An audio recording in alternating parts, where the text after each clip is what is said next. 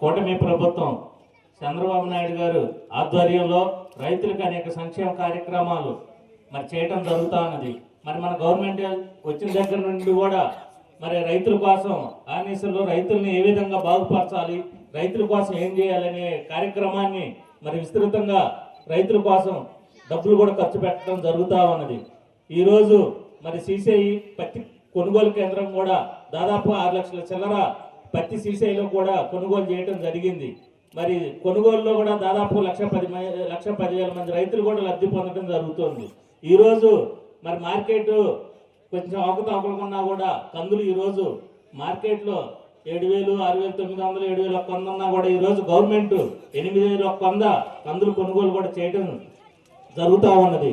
మరి ముఖ్యంగా రైతుల కోసం డ్రిప్స్ కానీ మరి నిన్న కూడా మరి ఈ మధ్య చూసాము మన గౌరవ శాసనసభ్యులు ఎమ్మెల్యే గారు మరి ఎస్టీలకు కూడా మరి పట్టలు స్పేర్లు పంచడం కూడా జరిగింది.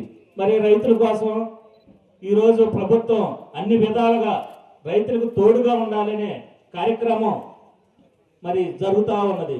మరి ముఖ్యంగా ఈ రైతులకి ఇప్పుడు 3వ విడత మరి ఫస్ట్ విడత 7,000 వేయటం జరిగింది, 2వ విడత 7,000 ఇవ్వడం జరిగింది, ఇప్పుడు 6,000.